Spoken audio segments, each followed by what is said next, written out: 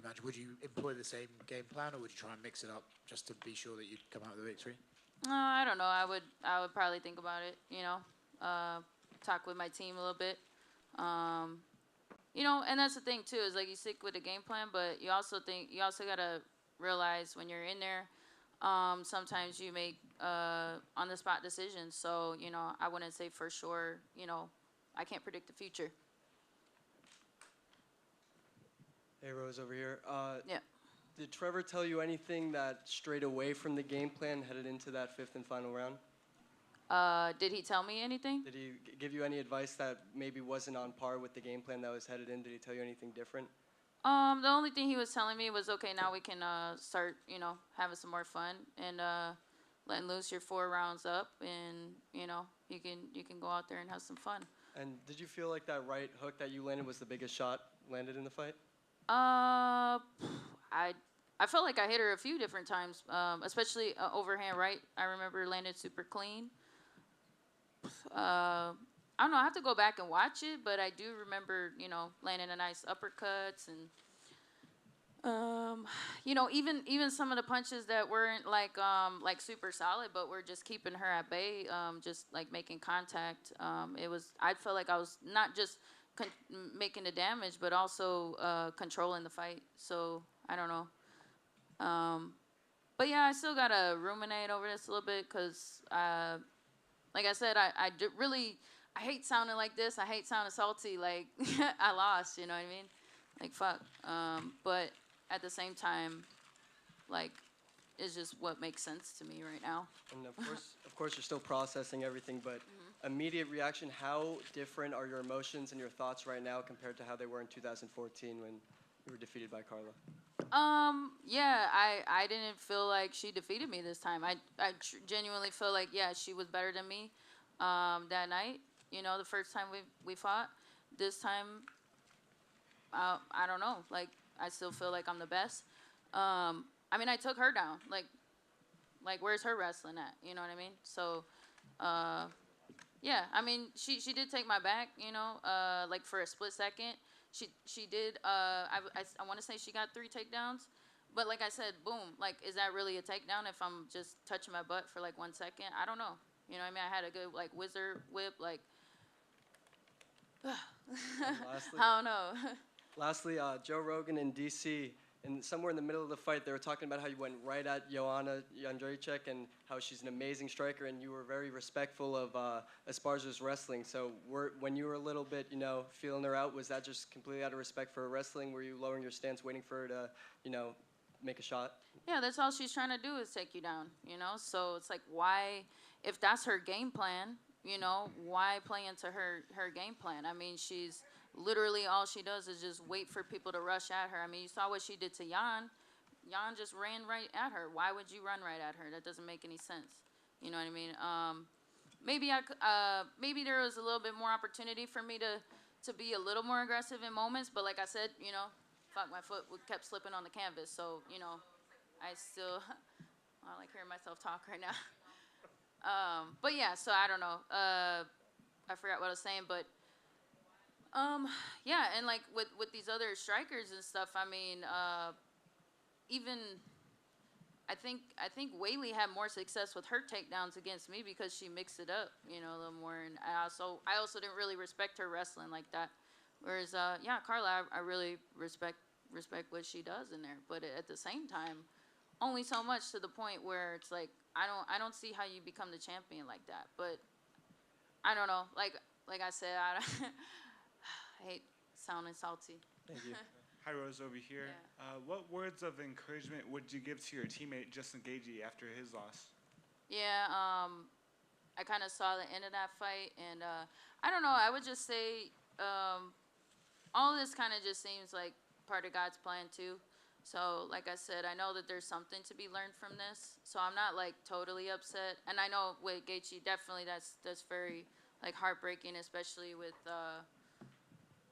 yeah, just with how you know, the weight cut and all that, like whatever was happening with all that stuff. I had a really fun week, but at the same time, it's like, man, like, yeah, what can I take away from this? It's definitely gonna probably take me a second, but because yeah, it's very frustrating, but at the same time, you know, there's got to be some takeaway, some learning lesson.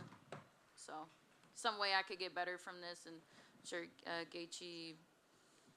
I don't know. At this point, I'm just trying to process my own shit right now, you know. But I love him. Rose, here in the back. Yeah. I know you feel you won and the rounds were close and stuff, but can you fathom anyway Carla got 4 rounds from one judge? I think that was Yeah, surprising to some, that's Pat. surprising. I thought, okay, maybe, you know, like, I don't know what you could count. Like the low kicks, the low kicks weren't even hurting me. Like they really didn't do anything. The takedown maybe, but I mean maybe was I don't know, maybe just like all of her attempts, but I stuffed all of those. Like I mean I don't know how many times she attempted to try to grab me, but really it was really I don't know. I don't get no credit for good defense. Like, like I think maybe just the judges wanted to see like a slugfest, like it was, you know, maybe previous fights or something, and so they weren't appreciative of, you know, good strategy and stuff like that. But like I said, I'm always in exciting fights. Like I can't have like a strategic fight. Like I gotta fuck up this face, you know? Like, no, fuck that. Rose, as the fight's going on, was there any surprise on your part of the lack of adjustments from Carla, that she was just going with the same game plan round after round? Yeah, that's what she does good. She's consistent. And that's what I look to add to my game plan. I thought that was going to help me be a better champion to round off my skills, you know. But, you know, she does what she does. And like I said, I have respect for what she brings, you know, to the table. But at the same time, like, that's not the type of champion like that that I think is I don't know. I think it's good to be able to do that, but like that's literally all you do, you know. But I don't know. I guess it takes some mental fortitude and to be able to do that and not really care about, you know, any of that stuff. Cool. Thank you guys.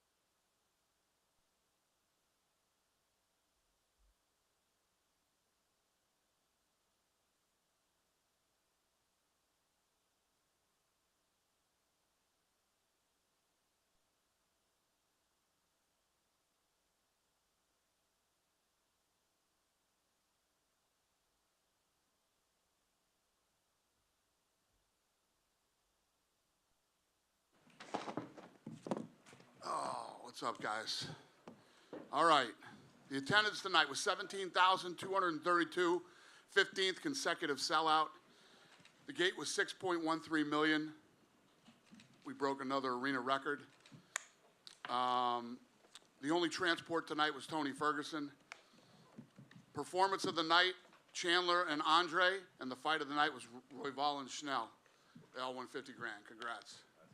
Too soon on an update for Tony at this point? Yeah. Okay. Yeah, I don't know anything about Tony. Other than that was the most vicious knockout I've ever seen. Yeah, no doubt. Any updates on Cowboy as well? Obviously, that fight got pulled. Have you heard anything more? No, from what I hear, he got food poisoning. Went to some taco place last night and got food poisoning, and apparently it was really bad. Like, he had really bad food poisoning. They tried to give him an IV, and it didn't work, and so we're trying to move the fight to another date. I was going to ask, so you want to keep that matchup together? We're going to try to. We'll see. I think Lozon wasn't too confident that the fight. He's down to do the fight, but he doesn't think that Cowboy will want to make 55 again. Incredible main event, obviously, as long as it lasted, back and forth. I mean, I guess just your initial thoughts on, like I said, a great main event. It was what I expected. It was what you expected. It was what we all expected. Two seriously bad dudes going at it. And Oliveira proved tonight, he's the best, man. He really is. Can you give us your thoughts on this whole weight fiasco and him losing the belt and just, I guess, your It's a nightmare. I mean, it's a nightmare. We were just talking about it in the back there. What we need to do, we have this issue where guys come out and they'll start checking the scale the night before, and, all the Europeans and guys from other parts of the world do kilos. So they all start fucking with the scale to look at kilos, and who knows? There's so many moving parts to this beast of a machine that we run every week. And, we got to have a security guard in there where the scale is now. And, it's something we're going to have to do. Is there any thoughts from you or the rest of the staff on his status as champion, right? I mean, it's your belt. I mean, if you want to give it to him, you can give it to him, right? And that's what you said, like when it was Ally Quinto was going to fight for it, and you're like, yeah, we don't care if he beats the guy, we'll give him the belt. Oh, listen, he's the guy. He's the guy. He didn't make weight. We have rules. He didn't make the weight. He doesn't. The belt is vacant. But I think, I'm sure in the minds of the media and fight fans, Oliveira is the champion. But technically, he's the #1 contender now. He's the guy. But clearly, whatever the next title fight is, he's on one half of it against. 100%. Okay, fair enough. Your thoughts on the co-main? Not quite the excitement level in the co-main event that we had in the main. A bit of a frustrating watch, I guess. What were your thoughts on that one? Yeah, it was a weird fight. Seemed like they didn't want to engage. I think there was a total of 6 punches thrown the first round. So that's a tough one. It happens sometimes. Rose was just here. She said she thought she won. She wasn't sure why. I mean, did you think that it was more competitive or that Rose may have won? I don't even know, man. I started zoning out halfway through it, so I don't know. I guess last question for me is, because of the way that fight played out, would you ever look at pairing them together a third time, or do you now look at that as I'm not going to do that fight ever again? Well, I don't think anybody's clamoring for that rematch. We'll have to figure something else out. Listen, Rose is one of the best. She's always going to be there. We'll see what happens. You got. Did we announce that fight yet? Did we announce the one? Just say it, and then we'll let you know if we did or not. Whaley and Joanna. Yeah. Okay. So when that fight happens, You look at that as #1. 100%. Dana. Yep. Down here to your right. Obviously, being a champion comes with pay-per-view points. I don't know if you guys have discussed that, but what's Charles' status with pay-per-view points? He gets it. He will still get them? Yep. Even for his next fight as well? That's a good question. I don't know. We'd figure that out. Tonight, DC got inducted into the Hall of Fame. I'm curious if you could just give us some thoughts on Daniel Cormier and what he's been like to work with. Love him. Super important to the sport. Obviously, means a lot to this company. And, yeah, love him. Awesome, happy for him. And it's cool to see somebody that happy to be inducted, too. He was pretty busted up. Because we don't tell these guys when we're doing it. We just surprise them the night of. So, yeah. What was your reaction to the Charles weight thing in real time, as you're getting updates about it? No oh my fucking God. It's the worst thing that can happen during a, you know. So when the weigh-in's going on, Lene is texting me everybody's weight as they come in, and she hit me with all the people, and then I hit her back and I said, no Oliveira? And she's like, he's up next. So I was like, oh shit, why is he last? What's, you know? And, you know, the worst thing that could possibly happen happened. Thanks. Dana, next to you right here. I know you called Michael Chandler's knockout like the most vicious you had seen, but what do you want next for Tony? That's now like 3-4 in a row, and he's, as you said, coming off a bad knockout loss. Yeah, well, everybody was asking me this week leading up to this fight, is this a make or break for Tony Ferguson, if whatever? And I said, no, I mean, he's still one of the top 10 guys in the world. He looked damn good in that first round. But that was a vicious knockout. You know what I mean? I think what needs to happen now is Tony needs to take some time off after that knockout, and I don't know, you know. But it's not like, oh my God, Tony got dominated and you know, looks like he doesn't even belong here. And Tony looked damn good right up until he got caught. And you know, in this game, anybody can get caught with anything. Michael Chandler also said he'd be down to fight Conor at 170. Conor said that fight could actually happen in the future, maybe not next, but what do you make of that call out? Yeah, that's a fun one, man. I mean, who the hell wouldn't want to see that fight? Yeah, that's fun.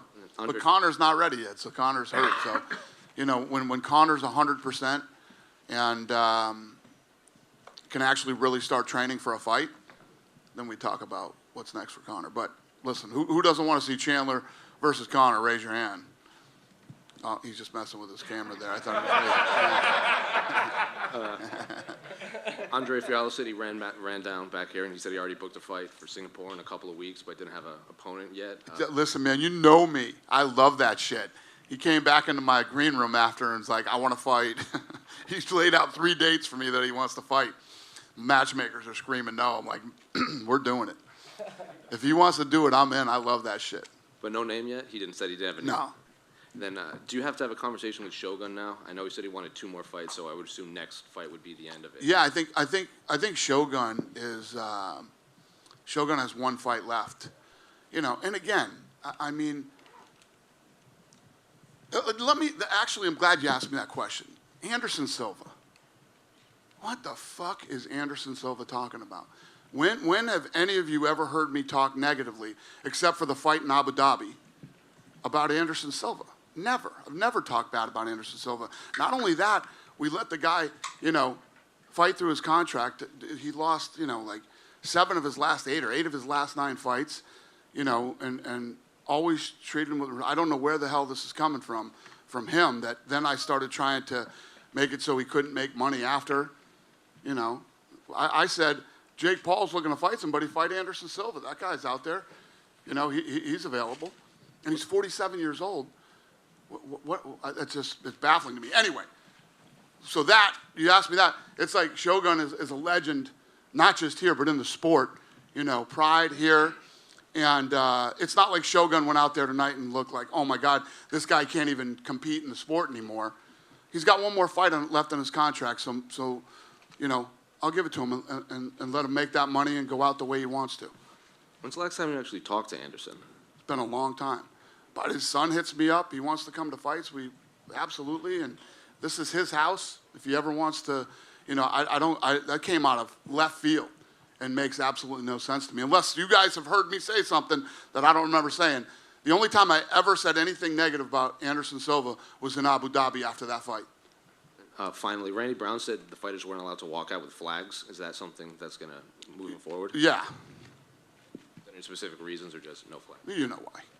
You guys know why. Hey, Dana. Let's not even play that fucking Dana, game. I think you had expressed some frustration towards Anderson when he made that comment that the UFC was more of a family back in the day, when like he referenced Lorenzo being there and how it's been different. Do you recall that one? No. Is that negative? I don't know. He had said that about you, and I think you were frustrated about it. I don't think I was frustrated. Okay. Another question. A lot of people... Did you hear me talk negatively about him? No, I don't think it was particularly negative, but you thought he was kind of out of line when he made that comment, I recall. Thought it was probably weird or something. Yeah. But yeah, never negative. I never said anything bad about Anderson Silva. Tell me something I said bad about Anderson Silva. I think you're right. A lot of people kind of freaking out when they saw that War Room, all the fights on the board and stuff. I know a lot of those have been confirmed. I'm sure you know what I'm going to ask. Nate Diaz versus Khamzat Chimaev. What's the deal with Yeah, some of those are just placeholders. So when we go in there, we'll have placeholders in place. So none of that stuff are done deals. Those are all just, some of them are just placeholders. Some of them are done and some of them aren't. Is that a fight you want to do?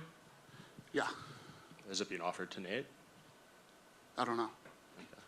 And another one was on there was Jones and Stipe. John Jones had come out over the weekend and said the UFC is playing little games and making that fight. Do you have any idea what he's referencing? I'm sure he did. You know what? Now that would be something that I could go, oh, John. If I was John Jones, I'd think the same thing because it's on the board in there. But you can't. That's why we shot that podcast in there, but we didn't announce anything or say anything. That's just shit that's on the wall in there. And that fight is not happening then, no. So no games. John knows what's going on. That wasn't, that's something that people read on the wall, not something that we said is done. And you guys put together Max Holloway and Volkanovsky. That was part of the lineup that came out today. Was that always the fight that you guys wanted to do next since it was originally booked for earlier this year? Yeah. Perfect. Thank you. Okay. Hey, Dana. After everything that went on this weekend, Beneil Dariush and Islam Makhachev, you still want to make that fight next? I do. But Joe Rogan just grabbed me in the hallway and told me not to. Winner of that fight, would that be for the #1 contender spot? Yes. So then, with everything that went down this weekend, any way Michael Chandler or any other name could be fighting Charles Oliveira for the vacant lightweight strap before that fight, we get the results for that? Yeah, I don't know. I mean, the fight just happened. Brandon Royval, #6, he got the victory, he got the performance bonus. He called for a flyweight title belt. What do you think he's got to do? He's probably at least one more fight away from that. Yeah, I don't know. I don't know tonight. I don't make fights the night of the fight. Any update on what to do for the flyweight title? Are we going to see the trilogy fight with Brandon Moreno and Figgy? The quadrilogy, rather. Probably not. Yeah, it's probably not going to happen. What's going to happen instead? Well, I'll tell you when we announce it. Appreciate it. All right. Hey, Dana, right behind over here. Yep. The Footprint Center was rocking all night. I think I saw 3 empty seats throughout the night. I'm pretty sure those people were in the bathroom. So what did you make of the crowd tonight? That's always, this is the second time that this place has been incredible. The fans here are nuts. I love it. And after Trinaldo's fight, he said that he stopped aging at 33. Are you ever surprised when he comes out, he's 43 years old, and he looks like he has a lot left in the tank? Were you surprised by his performance tonight? Yeah, no, I wasn't surprised, but no, the guy's a savage. Thank you. Yep. Dana Duncany from Fox Sports Australia. Hey, buddy. How's it going? Just back on that Volkanovsky versus Holloway trilogy fight. How important is that to Volk's legacy, considering that there was so many question marks over the decision win last time? I don't know if there's any question marks about him now. I mean, that guy, after his last performance, he looked unbelievable, unstoppable. And, it's one of those things as you continue to win and you continue to feel comfortable in there and you continue to feel like this is your house, you only get better. And it's going to be interesting to see this fight. This is the fight that needs to happen. I think everybody wants to see it. It's arguably his toughest test he's had in all of his defenses since he's been champ, and it could be the defining moment in his career where it's like, let's not discuss this again. Let's never have this conversation again. He wants 3 fights this year. How likely is that to happen? Very likely. If he wants 3, we'll definitely get him 3. And he's indicated he wants to move up to lightweight at some stage. Who could we see him fight in lightweight? Because I don't know. He's right up there in the pound for pound rankings. I mean, if he continues to win and dominate that division, and he wants to move up to that division, he could take on the champion. Straight away? Sure. Champion versus champion. Yeah, because it's a pretty stacked division. Yeah, it's a nasty division. And just one final one on International Fight Week. Israel Adesanya, one of the biggest superstars in the sport. Just your thoughts on that fight with Cannonier? Yeah, he's another guy. That's what I love about Israel. He always wants to fight. This guy wants to fight all the time. He wants to stay busy. And, he's another guy that's been cleaning out that division. So Cannonier's the next guy. Dana, this one for you right here, to your right. Michael Chandler says that he's Dana White's favorite fighter. Can you confirm or deny this? Michael Chandler? Michael Chandler. I like Michael Chandler. Yeah, the Dana White privilege thing is ridiculous. Tonight had nothing to do with Dana White privilege. I had nothing to do with what happened in there tonight. I saw somebody sent me this fucking stupid article that some moron wrote last week about Dana White privilege, and that basically bitching about fighter pay. And then Conor came out with a statement about Tony, and then this guy said, this guy embodies Dana White privilege, whatever the fuck that even means. It's the most ridiculous thing that I've ever heard in my life. So you're bitching about fighter pay, yet a guy like Conor McGregor, who's built himself up, sold millions of pay-per-views and become a star, has Dana White privilege? Fucking one of the dumbest things I've ever read in my life. It's unfortunate that that's just the type of fucking guys that write stories in this sport. But anyway. Awesome event. I hope I answered your question. Hi, Dana. Hi. Mauricio Shogun, he has just one more fight, right, in UFC. Yes. What kind of opponent do you have in mind for him for his last fight? Sir, I love you. The guy just fucking fought 2 hours ago. I have no idea who he's going to fight when he fights again. Sure, fair enough. For you, what makes more sense, Conor fighting Michael Chandler, Charles Oliveira, Kamaru Usman, since everybody's calling him out? Yeah, I mean, he's the biggest superstar in the sport. So, everybody's going to call him out. I think that, first of all, talking about Conor he's not ready. When Conor's 100% healthy, you look at what like I'll give you an example. You guys, for the last however many months, want to talk to me about Conor. I would have never said Chandler in a million years. And then tonight happened the way that it happened, and Chandler says, hey, Conor, let's fight. And Conor's like, yeah, you know what? I actually would like to fight you. I think it would be an exciting fight. So by the time Conor is ready to actually compete, who knows what's going to happen? Who knows what the landscape's going to be?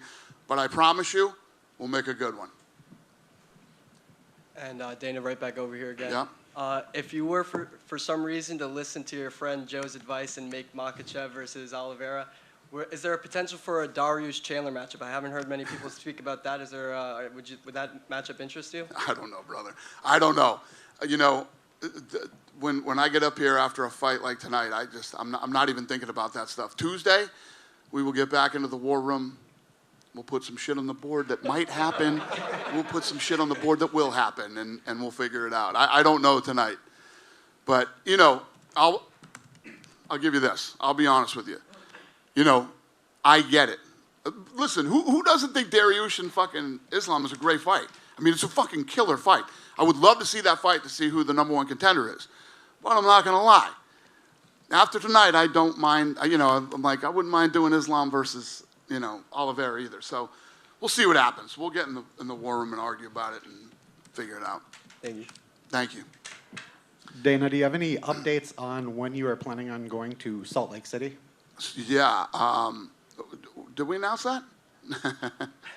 Soon, my friend. Soon. We are definitely coming to Salt Lake City, and it'll be soon. You good? Have a good. Just one more. Since we're talking about all the lightweights, I asked you this in Jacksonville. Dustin Poirier is really wanting to fight. Any update on a potential fight for him? No, not yet. Okay, thank you. Thank you, guys. Have a great night.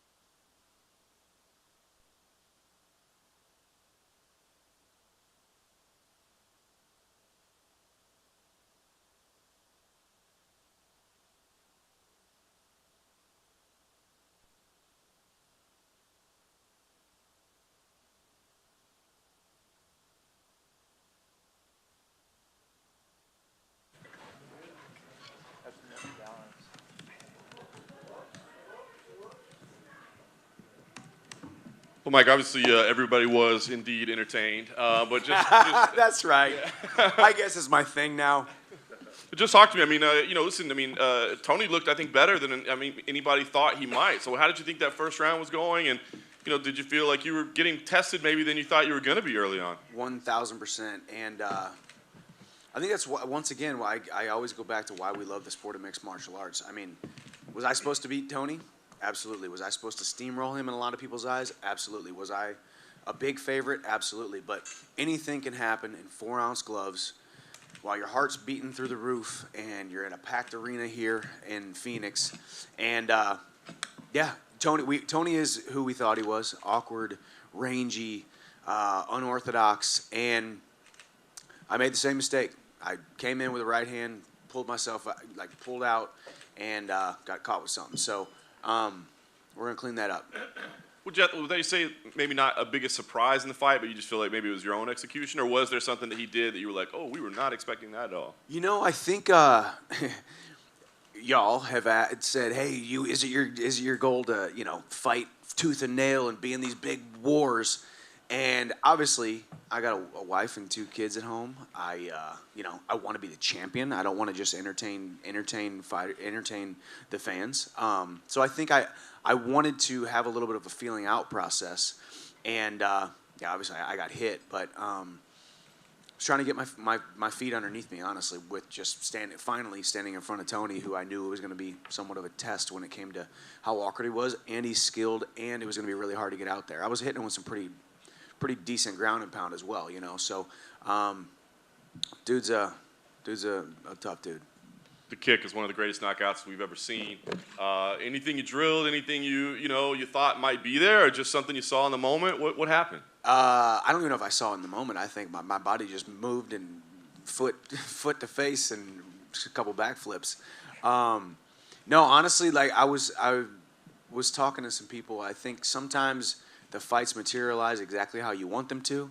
Sometimes you stay within your normal box of what you always use, and it works. Sometimes it doesn't work.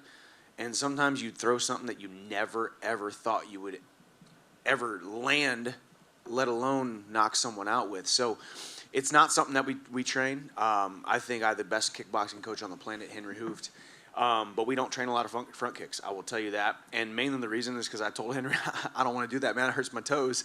So my right foot is a little bit sore, and I'm a big baby when it comes to my feet getting hit. So didn't train it, but it landed tonight.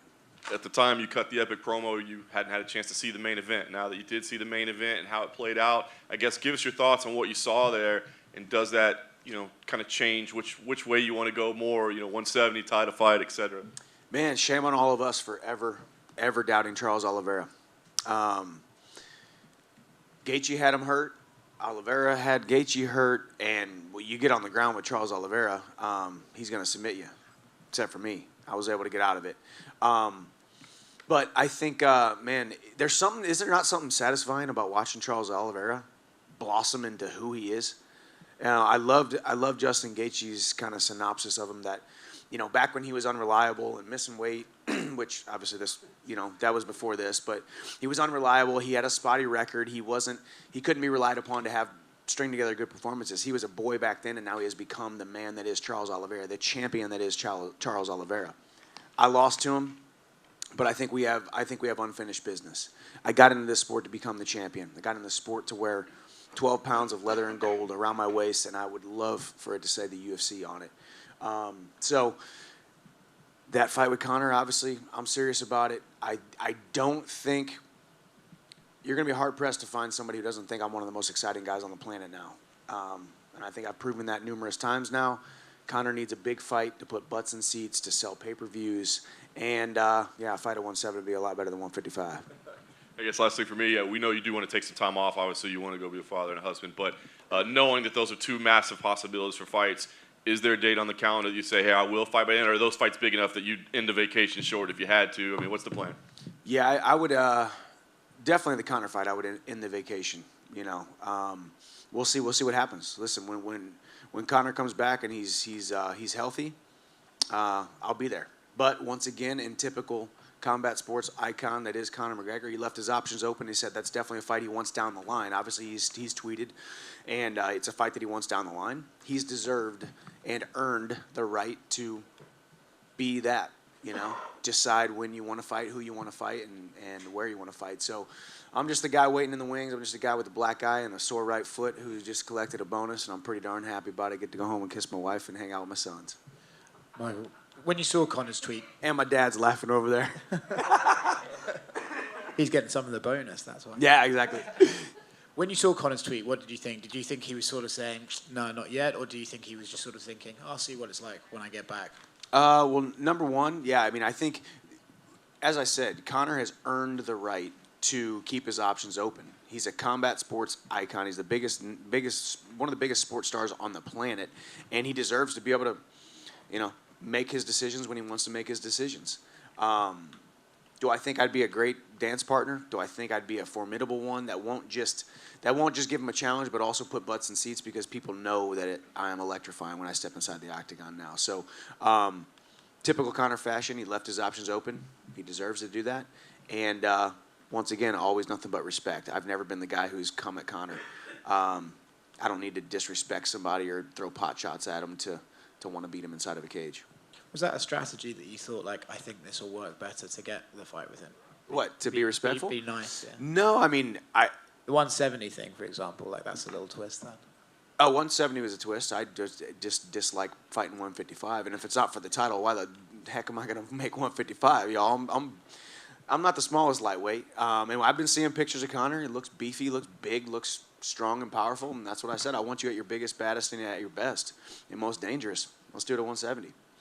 Do you ever sort of stop to kind of be surprised at how much you've managed to cram into a UFC career so quickly? You know, it sure is a feather in my cap, and it sure is cool as an athlete. My wife over here would probably say it's been a struggle, obviously, but this is what we wanted to do. We sat down and said, you know, this feels right. This is what we want to do. I want to go to the UFC. And when I first had that meeting with Hunter Campbell and that call with Dana White, I said I want to come in and get shot out of a cannon. I want to fight the best guys, the biggest stages, the biggest on the line. And I've come through with my end of the bargain, which is putting on great shows and you know, now winning some fights. I'm now 500 in the UFC, so that's good. And and just be entertaining and be a good thing for the organization. Listen, man, these guys don't understand what they have. If you've never fought outside of the UFC, you have no idea what it's like to be outside the UFC. And then you come to the UFC and you get your eyes open to what the premier mixed martial arts promotion on the planet is. So we'll see what happens next. Michael, right here. Say you don't get the title shot against Charles next and you do get Conor. Outside of all the lightweights right now that Charles hasn't fought, who do you think has the best chance of dethroning him? I don't know. Obviously, everyone talks about Makhachev. Makhachev's got a puzzle. He's big. He's strong. Him and Charles are similar when they're mainly grappling guys. But man, stop disrespecting Charles Oliveira's hands, guys. I mean, for him to put it on Gagey like he did tonight. Obviously, we saw what happened with me. I mean, the guy's putting it together, man. He's kind of the champion for a reason. Obviously, it's a weird scenario going on there. So, Makhachev, I mean, Dariush is still very good. Myself. So, we'll see. Then after you won, they showed you hop up on the cage. You were looking for your son in the crowd, and then you got him. And then they showed you whispering, and then you put him down. What did you tell him when you were up there? I think I said I just love you so much. I'm so proud of you. You know, I told him he doesn't quite get it, and I told him there's going to be like 25,000 people there, and he doesn't even know what 25,000 is. But I'm like, there's going to be a lot of people there, but I am most excited that you are here. And yeah, it was. I was like, where's my son? You know? So it was great. It was a lot of pressure. I'm glad it's over, and glad I got to kiss him after. Hi, Michael, over here. Tony Ferguson, I believe, was transported to the hospital. Is there any positive thoughts or words of encouragement you'd like to send his way? Of course, man. This is, it's a tough sport because ideally that's what I want to do to Tony Ferguson every time, right? Ideally, this is the game that we're in. We're in the game of separating people from consciousness, punching, kicking, knee and elbowing. But man, Tony Ferguson has been a guy that has helped build this division, the 155 lightweight division. You can't talk about it and talk about the history of the lightweight division without Tony Ferguson. And yeah, my thoughts and prayers are out with him, hoping for a speedy recovery. And I know he'll be back. He's El Kukui. He's the boogeyman. He's Tony Ferguson. He'll be back. Iron Michael, congrats on the big victory. How does this feeling compare to the knockout at the UFC debut in Abu Dhabi over Dan Hooker? Gosh, they're both really, really great because obviously one was the debut and this one was kind of getting back on track after 2 losses, obviously. I'd still have to go with the debut knockout of Dan Hooker. You know, I was the underdog there, as I should have been, because I was coming from outside the UFC. That was a special, special moment. You know, there was a lot of pressure. Left the relative security of a previous organization in Bellator and came over, and so there was a lot of pressure going on there.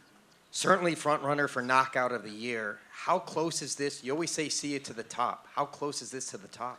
I think we're starting to scratch the surface, but you know, there's got to be some big fights, and I got to get that title. You know, the top, and I guess that's the thing too. I mean, because my message is not win or bust. My message is not gold or bust. It's not belt or bust, because everybody in here is going to fail, and you're going to hit setbacks, and you're going to hit roadblocks, and you're going to be down in the valleys.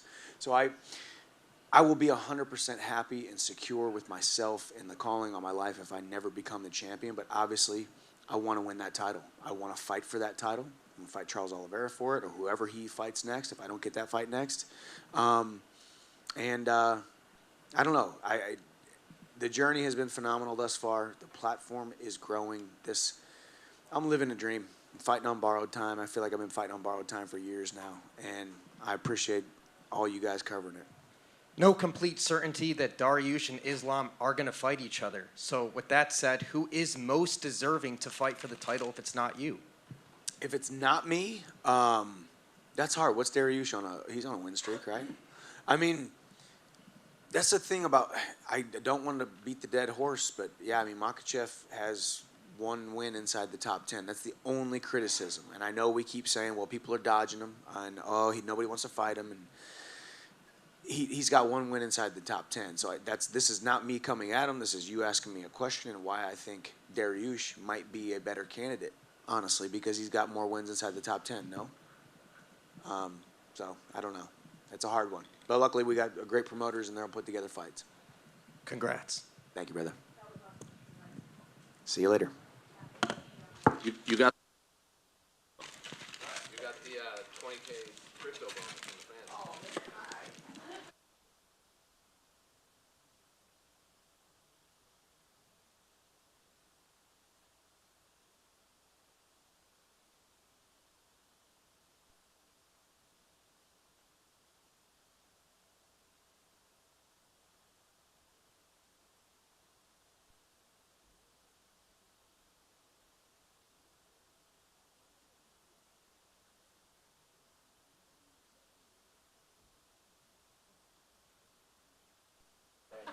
It was better than Anderson Silva. It just wasn't as technical, but that was the greatest front kick knockout we've ever seen. Unbelievable. Easily the greatest front kick knockout we've ever seen. Unbelievable. Well, DC, you know, congratulations, of course, were in order for you as well. Hall of Fame, and it looked like, you know, you got pretty emotional when it was read out. So I guess can you just take us back to that moment? Like, did you instantly realize? When did you realize what was happening? What was the emotion? So when they said, let's welcome the next member, I don't know if they've, I mean, do they normally do 2 modern wing athletes or something? They don't, right? So I saw Habib, so I had no idea. I thought it was going to be Habib. And then I saw my back on the promo I did years ago, and I kind of threw my headset. Rogan looked like, what just happened? Then he looked up and saw what was going on, and he was like, oh, my God, congratulations. So it was a bit of a surprise. I don't know how they kept this from me. Well, I was going to ask, I think a lot of people are like, he knew. He's on the broadcast team. He had to know this. No one told me anything. They let me talk about Habib going into the Hall of Fame before the show. And I was like, because you know Habib and I compete in everything. And I was like, well, you're in the Hall of Fame and I'm not, so congratulations, champ. And little did I know a few hours later I was going to be getting the invitation. So Now you can take that back, right? And Well, yeah, he's still undefeated, right? So it's like I don't have him yet. I guess, can you just sum up what it does mean to you? I mean, I'm sure it's still kind of processing. You weren't, ready for it, but to know Hall of Fame, you know what I mean? You can't ever take that away. What does that mean? I always said things like heroes and champions, they fade, but your legacy stays forever. And this is a part of my legacy, right? Even when my days are gone, and my kids and my kids' kids can always take their kids to Vegas and see their dad in that Hall of Fame. Right? Like, to be remembered is a truly, truly special thing. And I think with this, it's like the icing on the cake of a lifetime of things that I've been able to accomplish.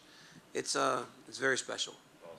Obviously, you'll have time to put together a speech and a lot to talk about. But I guess, just as you sit here now, what is it that you want people to remember? If there's one lasting memory, one lasting thing about you as your legacy, how do you want to be remembered? I fought hard.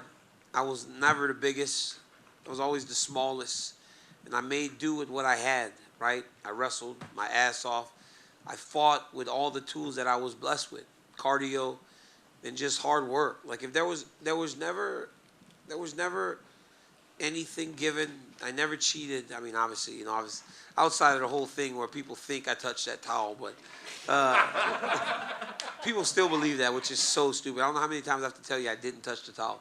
But outside of that, there were no drugs tied to my legacy.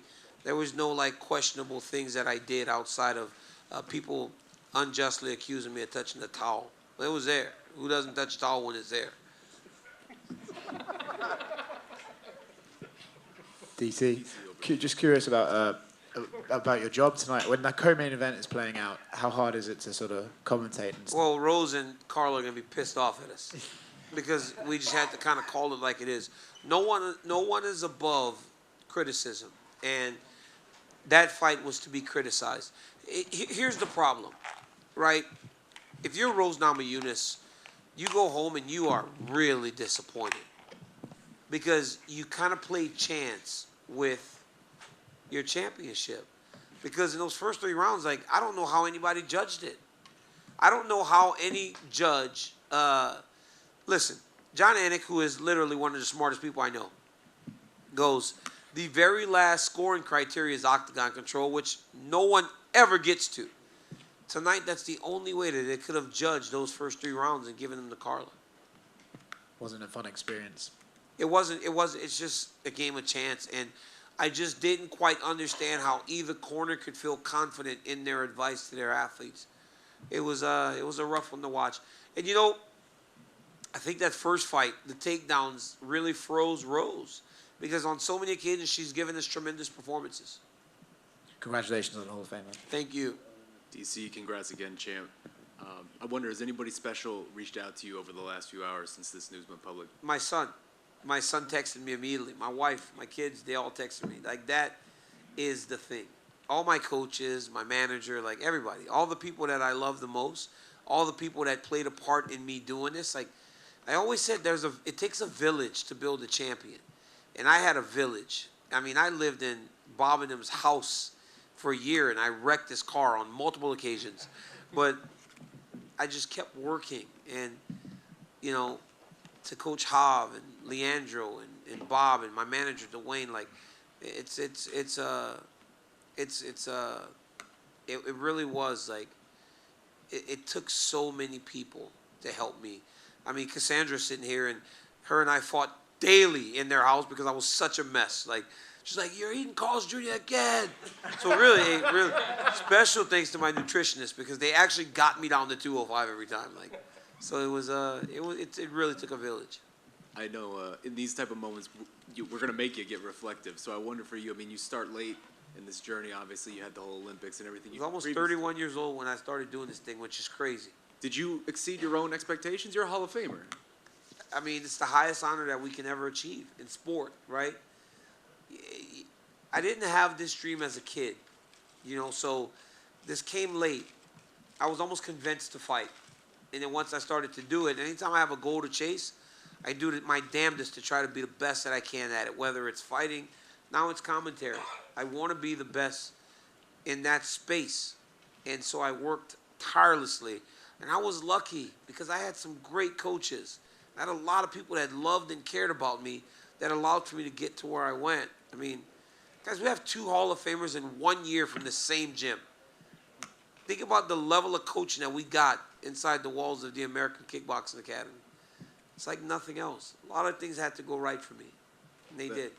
Well, then last one from me. And partners, right? Cain Velasquez, who's now faced with the worst possible situation.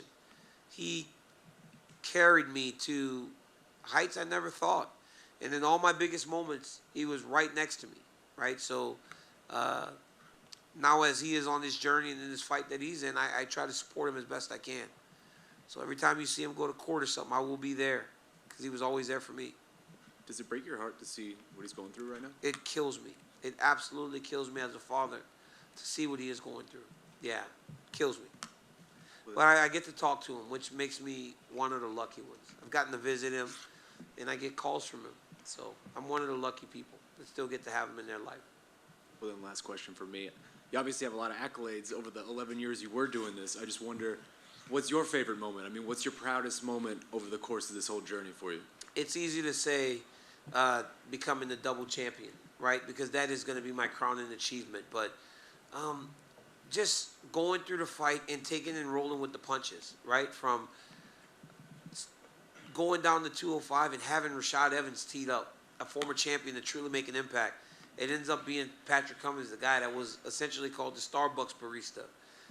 2 days, John Jones fails a drug test, being able to fight Anderson Silva. So just rolling with the punches and really just dealing with what I had in front of me. Like, I can't make my own route, right? I didn't choose to beat Anthony Johnson for the championship. It was the opportunity I had, and I took advantage of it. So just really being able to adjust. And I think in this career, if you can adjust, you can accomplish some truly great things. But, yeah, after all that, becoming the double champion was pretty fucking cool, too. And then doing it again in New York, winning that belt, and then them giving me 2 belts again. Like this, it was crazy.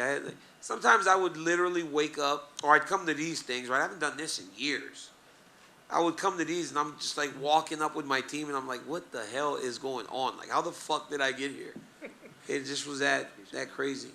So nice you had to do it twice. Congrats. Thank you. Hey, DC, over here. Congratulations. I don't know if we're supposed to stick to Hall of Fame questions, but how did it feel to get the crew back together and be with Joe Rogan and John Anik for the first time since January? That was nice. Being back with the guys was nice. We call the pay-per-views for a reason, right? There's a chemistry between John, Rogan, and I, and it works. And when they put us together, you didn't know if it would. And there are a lot of people that probably don't like it. But the vast majority of people enjoy the banter. They enjoy the personalities. And it felt good to be sitting next to those guys. Because I haven't called a fight with Rogan for almost 4 months. I haven't called a fight with Anik. One in Columbus. I've done my other 2 with Brendan Fitzgerald, who is a very talented broadcaster himself, Dominic Cruz, and Paul Felder.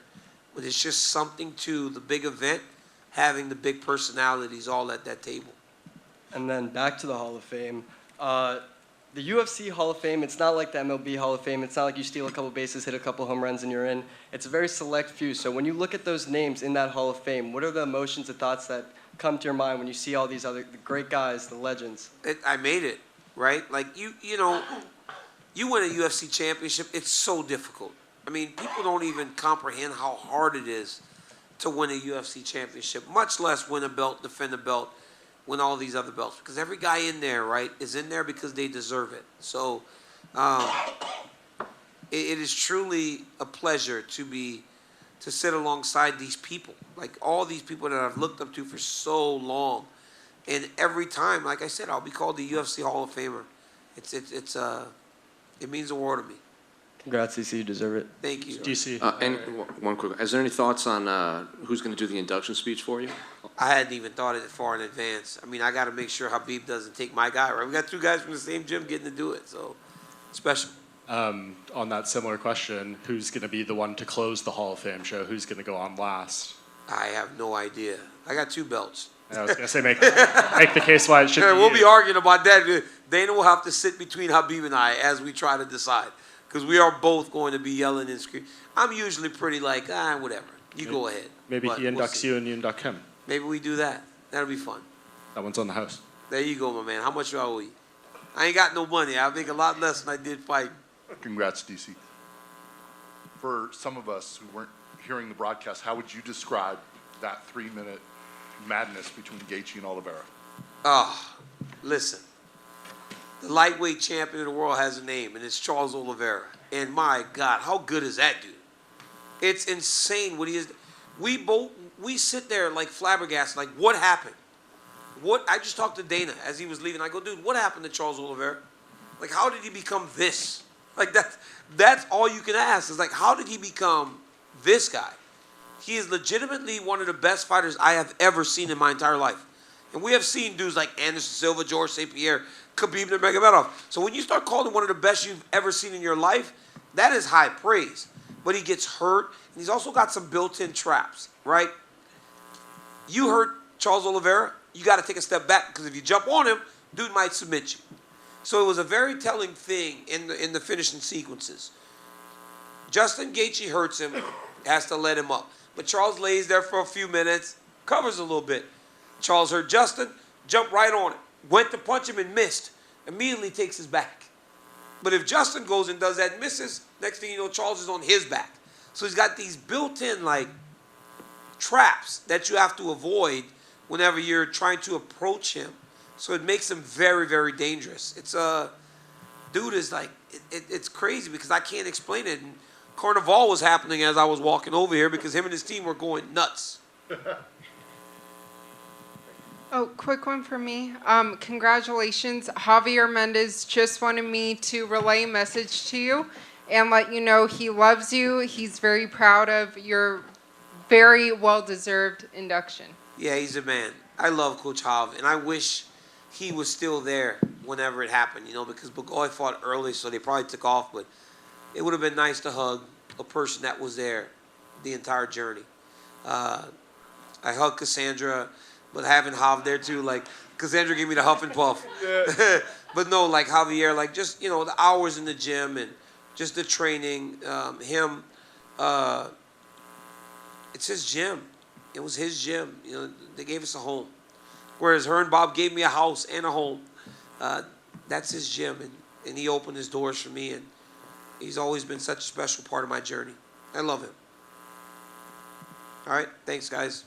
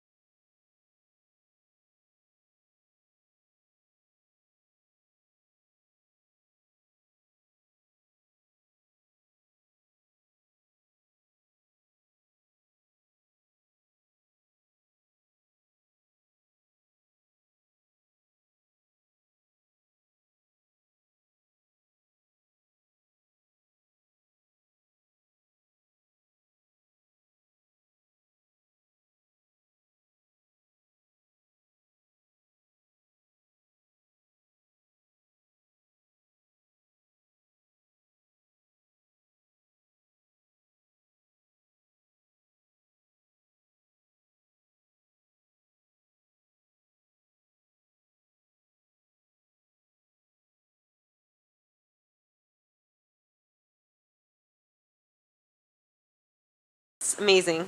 Does the feeling compare to the first time, or is it? I mean, it's obviously, like you said, it's been such a long journey to get back here. Is it somehow maybe more special or more sweet to you? You know, it's really hard to compare the two because they are both such an amazing feeling, and I went through so much to get the belt both times.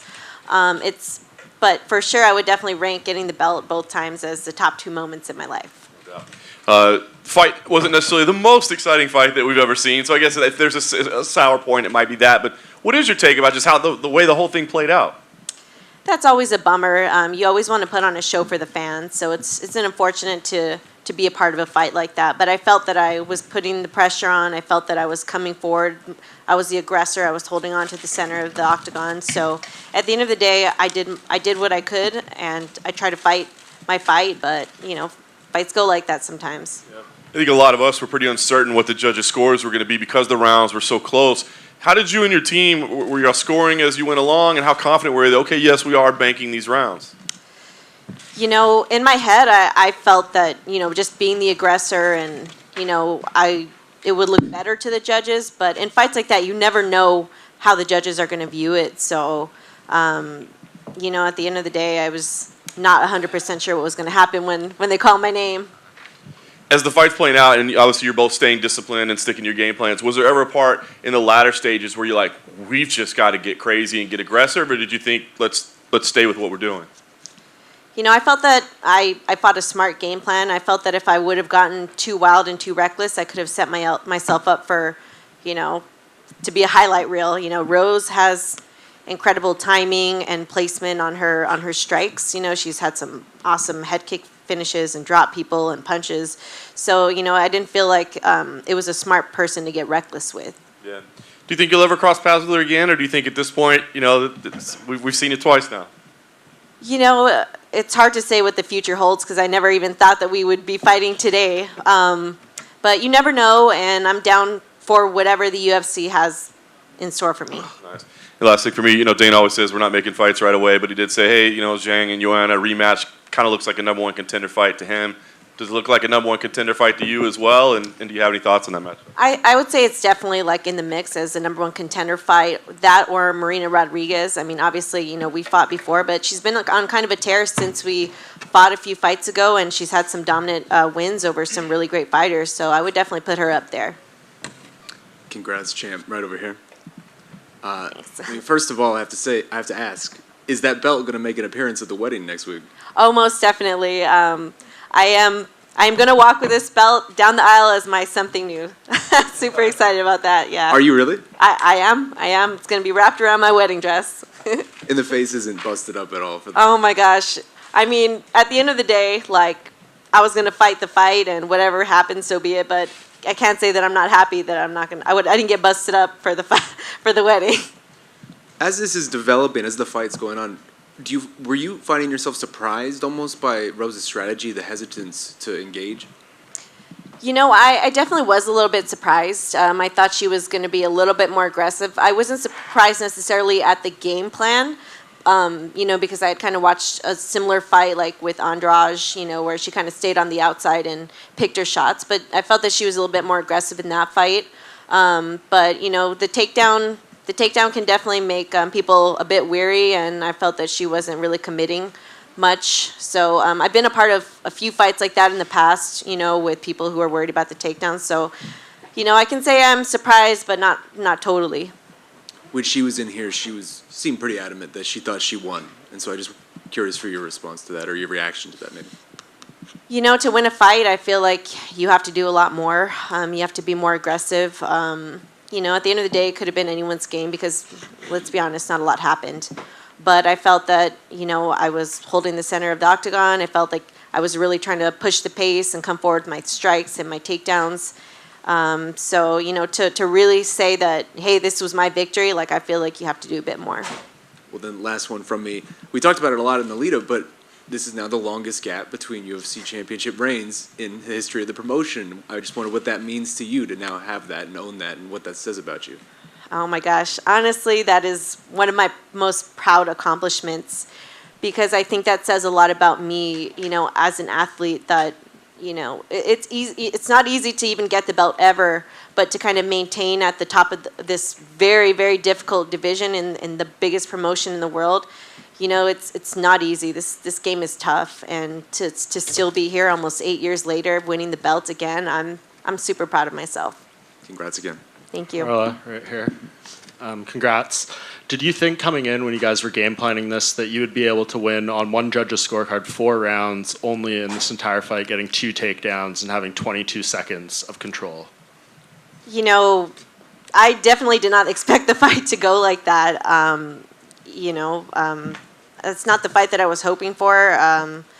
I thought to get the win, I'd have to solidify more takedowns. But, I've been a part of fights like that before. As I said, like when I fought Michelle Watterson, it wasn't, I was expecting more takedowns, but she kind of stayed on the outside. And not as much happened in that fight as I wanted either. But, it was kind of like a similar outcome. I feel like if you want to really get that win, you got to stay busy. What do you think that says about your growth, that you can win a fight like this when it plays out like that? I mean, this fight was almost contended on the feet the whole time. So, I think it's like, hey, everybody, like, I got striking too. If I need to pull it out the arsenal, like, I have it and I can use it if need be. And last thing from me, we talked about potentially the Joanna and Wally winner fighting. Would there be something, beautiful about you defending your title for the first time against Joanna again and wanting to, set things differently in this title reign? Yeah, like, it would be awesome to kind of change the history. Obviously I beat Rose the first time and won the belt and then lost it to Joanna. I feel like it would be a really big accomplishment to go in there and beat her and just kind of show what's made me stay at the top of this division, that I have changed and I have grown and evolved throughout these years. Hey, Carla, over here. We know that when you're in the octagon, you're in a fight, especially a title fight, you're uber focused. But at any moment during the fight, did your upcoming wedding cross your mind? It's kind of hard because during the fight, sometimes you're in a little bit of a blank stare. I was really focused on the fight, but definitely when the fight was finished, I was like, oh my gosh, yes, my face is clear, it's good. I was definitely super relieved. Of course, makes sense. And then going into that 5th round, what are some of the things your coaches told you, and did they feel that you were winning the bout after 4? I believe my coaches told me that I was winning, but that that she was going to come. Actually, I think they said she was going to be a little bit safe that last round. So I'm not too sure. In that last round, I was just like, oh my gosh, like I want to do more. I really want to like set it in the eyes of the judges, but it's just, I hate to say it this way, but it's like it's hard to fight someone that doesn't want to fight. Makes sense. And then you spoke a little bit about this, but going into the announcement of the decision, were you supremely confident that you had done enough to secure the win? I was confident that I had done enough to get the win, but when you leave it to the judges, you never know. So I was definitely like, come on, before they read the decision, and I was super stoked when they announced it. And then lastly, some fans out there, they feel that the fight was about a tie. It was kind of a draw, and because that Rose was the champion, that she deserved to retain the belt. What are your thoughts on that? It's unfortunate that not so much even happened in the fight, as I would have wished. So, I mean, it was definitely close, but I don't feel that Rose pushed the pace. I feel like as a champion, you really need to go after it and mark, this is my octagon, and I don't really feel that she was aggressive enough to really say like, hey, this was my win. So, at the end of the day, I got the belt, and if she wants a rematch, I'm down for that too. Congrats, champ. Thank you.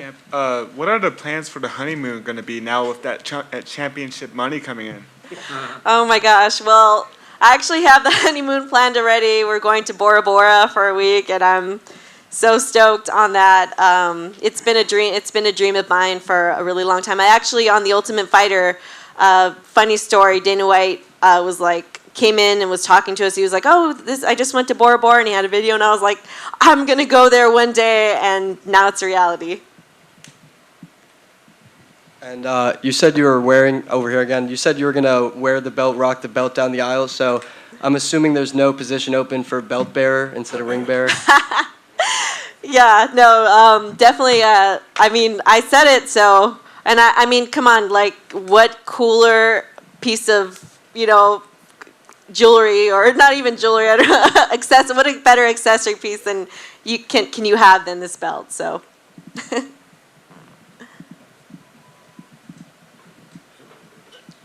Thank you.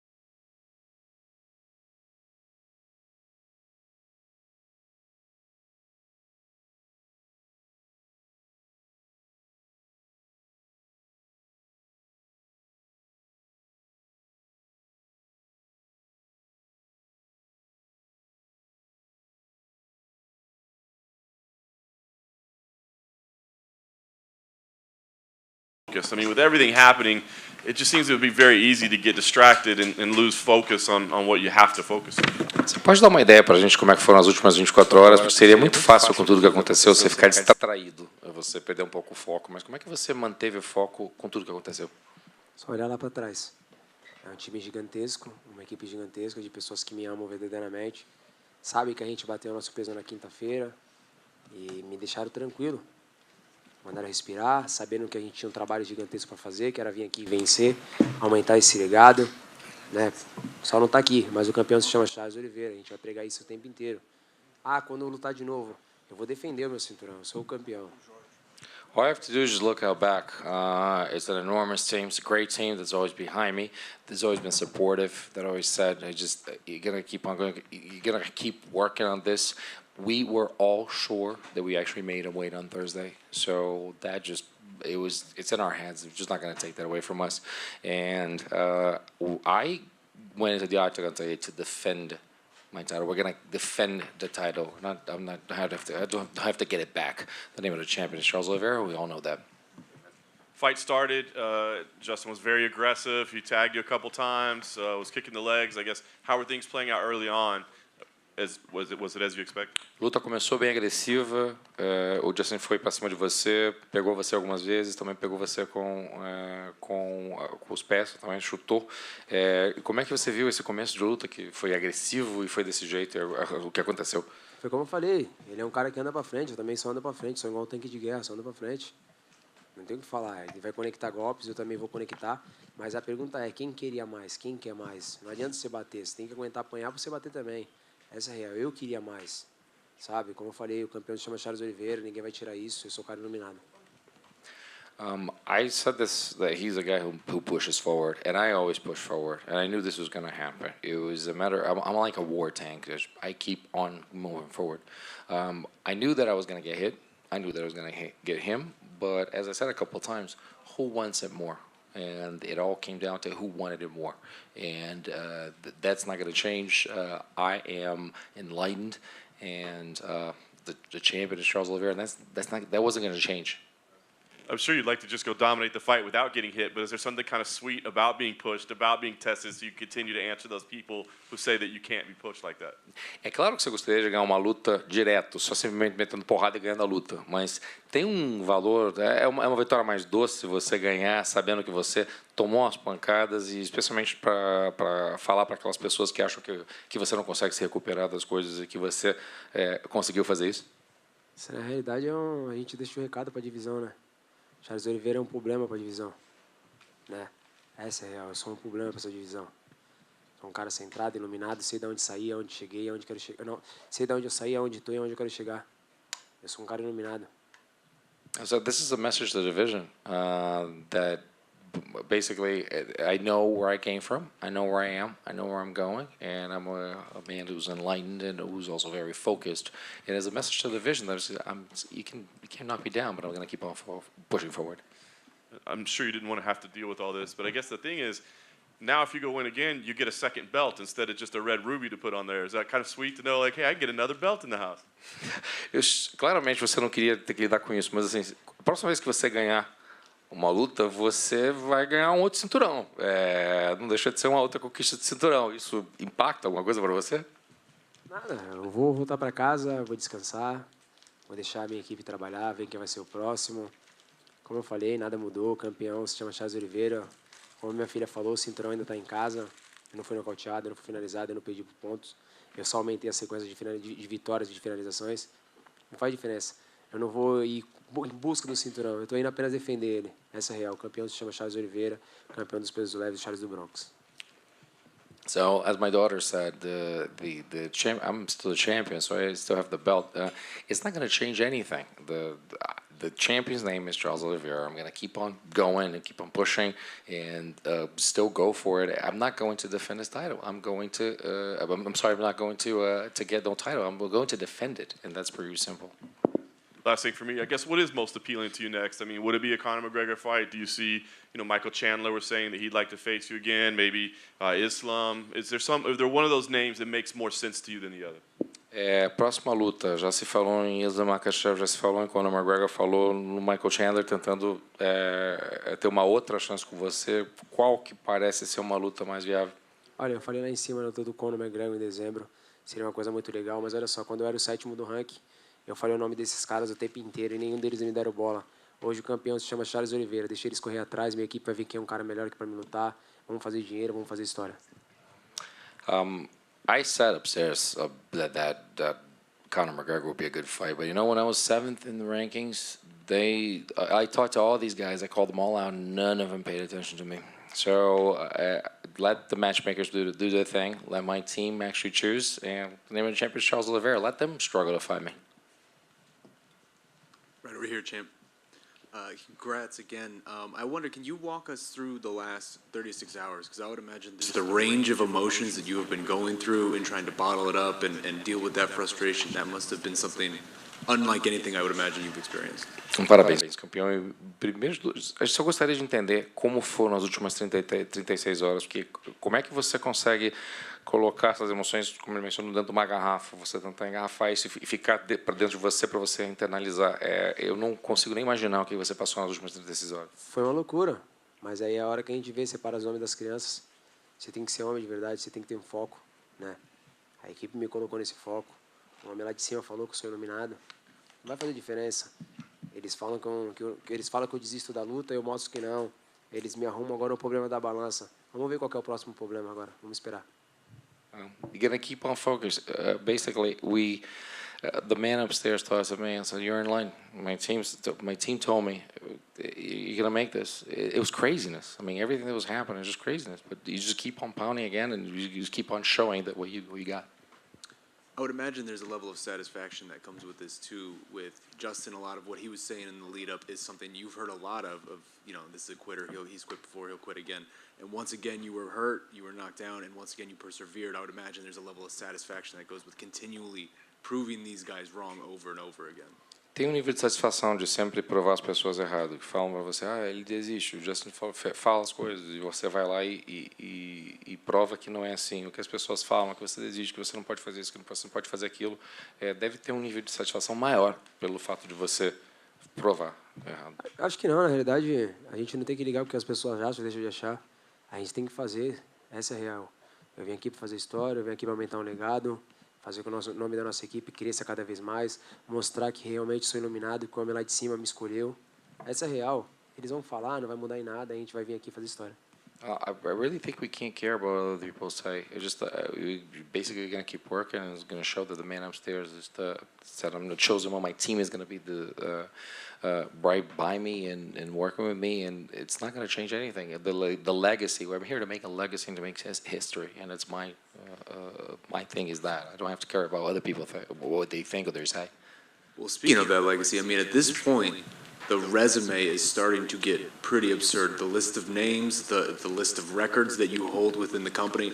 You're only 32 years old. You see somebody usually who would have this many records, they're, late 30s and towards the end of their career, you still feel like you're very much in your prime.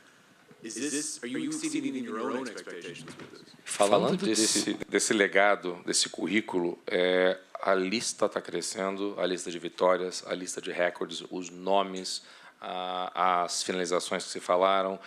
Você pensa, muita gente conseguiu chegar em certos pontos que você chegou numa idade um pouco mais avançada. E com a idade que você tem, você acha que você excedeu até as suas próprias expectativas? Não, com certeza não. Sou um moleque sonhador. Minha mãe sempre me falou para mim, não sonho em ter um Fusca, sonho em ter uma Ferrari. Quando eu entrei aqui, eu falei que eu ia fazer história. Eu era um menino no meio dos leões. Hoje eu sou um leão no meio dos leões. Né? E um leão embaçado. Essa é real. É diferenciado. Então eu vim aqui para fazer história, eu quero fazer história, vou continuar fazendo história, vou continuar quebrando recordes, fazendo as coisas acontecer e levando o nome gigante da nossa equipe. Essa é real. There was an internal Brazilian joke there, but we'll try. I'm gonna put you through this. First of all, I say I'm a dreamer. I'm a dreamy boy. Ever since I was a little kid, my mom used to say, "Don't settle for a Beetle. You don't want a Beetle. You want a Ferrari." And I started saying that I was a boy amongst lions, and now I'm a lion amongst the other lions, and I'm a pretty tough freaking lion. All right. That's what it was said. And I'm one that you're going to have a hard time killing. And basically, the goals were always out there. just to be a lion amongst lions. I mean, I feel like the follow-up question to that then is, where do you feel like you stand now, historically, among all these great lightweights we have seen in this division? A pergunta que seria melhor seguir o que você falou é onde é que você se sente em termos da categoria, como você é peso leve assim, onde você está entre os pesos leves do mundo? O campeão. Eu sou o campeão da categoria. Isso não vai mudar. Essa é real. I'm the champion. I'm the champion of the division. That's not going to change. So that's how I feel. Do you feel like you're becoming one of the best lightweights of all time? Você acha que você está sendo um dos melhores campeões da categoria na história? Creio que sim. Eu venho fazendo história. Né? O mais importante é manter o pé no chão, saber de onde que eu saí, aonde que eu estou e aonde eu quero chegar, continuar trabalhando com esse time gigantesco, ser respeitoso. Mas eu acho que sim, a gente vem provando isso, luta após luta. A gente ganhou um dos melhores nomes da categoria. A gente fez história. Yeah, I do. I think we're making history. There's a legacy. I know where I came from. I know where I am. I know where I want to go. It's to continue to work this great team of mine. And I think that we're going to continue to make history. And we're going to continue to build this legacy. Well, then last one from me. I'm just curious because a lot of people have asked this, and I think a lot of people have asked me this. Was there ever any thought yesterday during that hour you got to shave your head? I think just a lot of people are curious about that. Isso é uma pergunta que fizeram para ele, fizeram para outras pessoas também. Ontem, quando aconteceu o que aconteceu, você cogitou cortar o cabelo para perder peso? Não, na realidade nem pensamos nisso. A gente estava no peso desde quinta-feira. Quinta-feira minha equipe inteira postou isso. Sabe, eu acordei sabendo que estava no peso. Todas as vezes eu bato meu peso na quinta-feira, então eu não cogitei em nenhum momento cortar cabelo ou fazer qualquer outra coisa do tipo. A gente só tinha um foco só, que era tentar bater o peso, que coisa que a balança não estava dando certo. Mas é isso, é a vida que segue, já passou já. Vamos para cima, vamos para a próxima e já foi. No, actually, because we did everything that we could. We were pretty sure, our entire team was sure we made weight. So it just, the scale wasn't happening, but it wasn't helping. But we thought, I mean, life goes on. And we're going to put that behind, but that wasn't a consideration. We did everything within our power, and it wasn't happening, so we're just going to keep on moving to the next one. Congrats, Jim. Charles, right here to the left. You said it right when you come in, there's something missing. How much does it bother you right now that UFC belt isn't in front of you, that you didn't get to take the photos with it tonight and just have all those things that come with a championship night? Quando você chegou aqui, a primeira coisa que você falou que está faltando alguma coisa aqui. Como é que você se sente de não ter o cinturão e todas aquelas coisas que acontecem quando você defende um título ou conquista um título? Está faltando isso. Como é que você se sente? Ele só não está aqui, ele está lá na minha casa. O campeão se chama Charles Oliveira. It's just not here, but it's in my home. The champion is Charles Oliveira. That doesn't change. And I know you said you're going to let the contenders come to you. Lots of them have called you out, Dustin Poirier, Islam Makhachev, etc. You're not going to pick anyone, but do you know when you would like to fight again? What month? Você falou que vai deixar o pessoal correr atrás de você para lutar com você, Makhachev, Conor, Michael Chandler.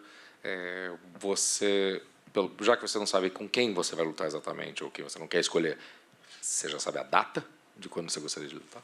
Acho que o time é a mesma coisa que aconteceu ano passado, está em dezembro, né? Acho que esse é o time, novembro para dezembro. Hoje aconteceu uma coisa no vestiário muito legal, a equipe inteira me abraçou ali e falou que eu tinha que ficar no meio, que eles iam tomar todas as pancadas do mundo. E isso é verdade, então deixa eles trabalharem, deixa eles verem com quem a gente vai lutar, com quem vai ganhar dinheiro, mas eu acho que o time é dezembro, acho que a luta, acho que o legal é isso, novembro para dezembro. E tem que ser no Brasil. That's good. We basically going to do what we've done in the past, in this actually recent past. So we want to find December. Just looked at the team and they corroborated. We want to find December. Just want to rest a little bit and continue with that same timing. I think that's the best. And by the way, it's going to be in Brazil. And last thing for me, I'm just curious if you happened to see Michael Chandler's knockout of Tony Ferguson tonight, and if so, what you thought of it. Por último, você conseguiu ver o nocaute do Michael Chandler em cima do Tony Ferguson? Se você conseguiu ver, o que você achou? Não, não consegui ver. O macaco não deixou eu assistir. Falou que eu tinha que focar na luta, eu tinha que focar na minha luta, na luta dos outros. E aí eu parei de olhar para a televisão e foquei simplesmente na minha luta. Just before, I need to apologize. I actually forgot something before. He said that a beautiful thing happened with the team today. They actually got around him. He was put in the middle of all of them. they actually rounded him up. They put him in and said, "We are going to take all the hits for you. You're going to be in the middle. We're going to take the hits all for you." So I just wanted to apologize. That was something I forgot. Você pode responder de novo, por favor? Não, eu não assisti, porque o Macaco mandou eu focar na minha luta e não na luta dos outros. No, I didn't watch it because Macaco over there actually told me not to watch it, to focus on my fight, not on other people's. Hey, Charles, over here. How do you feel like your style matches up with that of Conor McGregor's? And do you feel like he's lost a step after watching his last couple bouts? And do you view him as an easy payday? Como é que você vê o teu estilo de luta contra o Conor McGregor? Você acha que ele talvez tenha perdido um pouco o fio da meada pensando nas últimas duas lutas? Isso seria pagar uma grana mesmo? Na realidade, não tem que achar o que dele, né? Tem que achar o que eu acho. O que eu acho que eu vou vencer qualquer um desses caras em nome de Jesus. Quando é um cara duríssimo, com certeza ia me dar muito dinheiro, ia aumentar meu legado. Eu tenho uma filha para criar, nós temos uma equipe gigantesca para fazer acontecer e a gente precisa de dinheiro. Então, com certeza será uma luta muito boa para mim. I don't. It doesn't matter what I think or I don't think. It's just I think that I'm gonna beat this guy if I need to fight. I'm gonna beat this guy in the name of Jesus. And I have a daughter as well to provide for, and it'll be a great payday, great for my legacy as well. And that's what the fight would be all about.